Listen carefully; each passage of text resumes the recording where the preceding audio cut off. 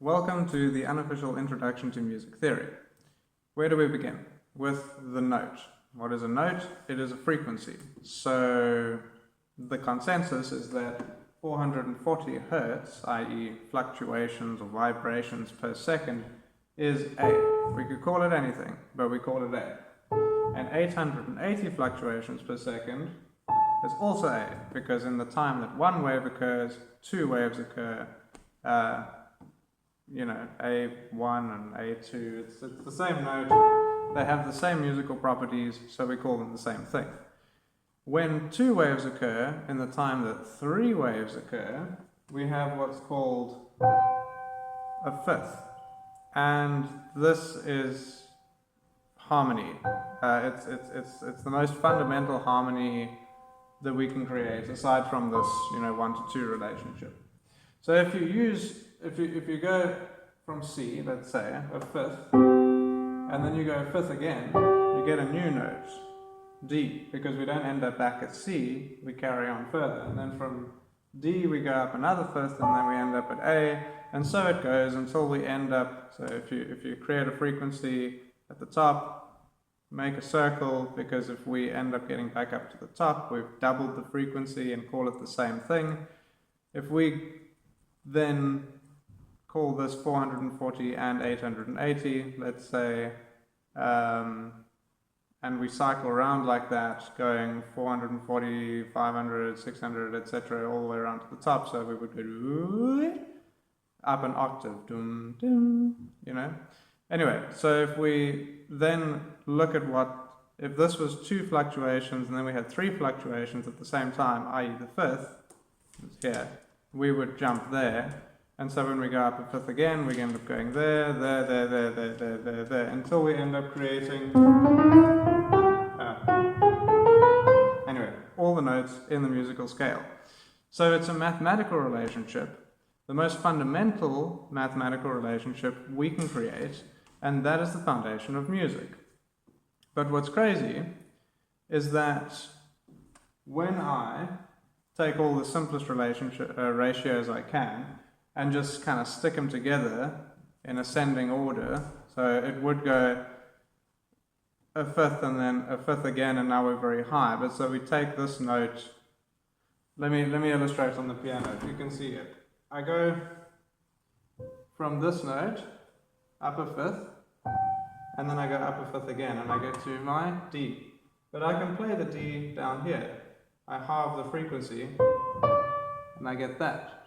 So if I take all the simplest ratios I can, and I put them in a row, I get this scale. That sounds weirdly happy, like too happy, like annoyingly happy. There's also this other one, which sounds very mystical and kind of sad. It has it resolves to a minor chord.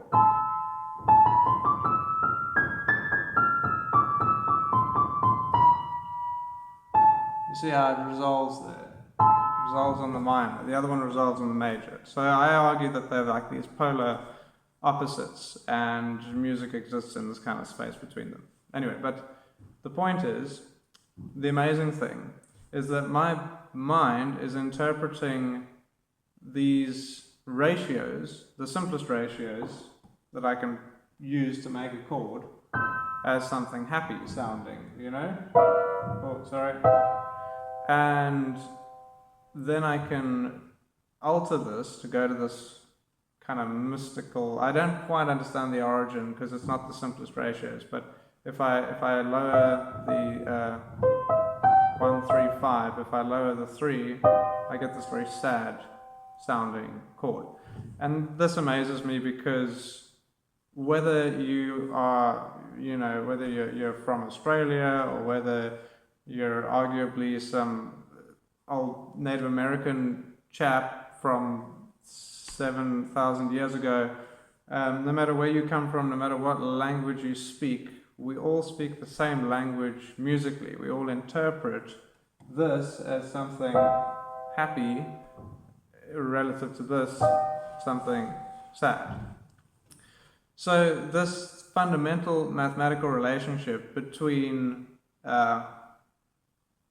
frequencies, that is the foundation of music, is a language of emotion that we all speak when we're just it's a sort of a component of consciousness, and this is why it's just amazing, because it's so clearly sort of spiritual, you know, like it's amazing. I don't know. I don't feel like I need to further justify this. Just the fact that we, you know, don't need to be taught that these relationships, these harmonic relationships, are happy and sad. But we just know that. That's the amazing thing. So the Cat Empire has a lyric in one of their songs that goes, "Music is the language of our soul." And the way he says it, you can't tell whether he's saying music is the language of us all or music is the language of our soul. And then he is then expressing that, that which I am trying to convey to you and justify in kind of layman's terms, or with a sort of empirical knowledge base, validate what he is saying here, which is that, you know, both of those things are true. Music is the language of all people, and music is the language of our soul. Yeah, cool. So I'm going to actually get into some proper theory. It's unofficial. I don't know. Yeah, what matters? What I've found particularly useful from a theoretical perspective, in the attached videos, you'll see them in the description, along with my PayPal if you want to buy me a coffee. And yeah, they'll go from beginner to intermediate, and then I'll do an advanced at some stage if I feel like if I really have that much to share. So yeah, stay tuned and thank you.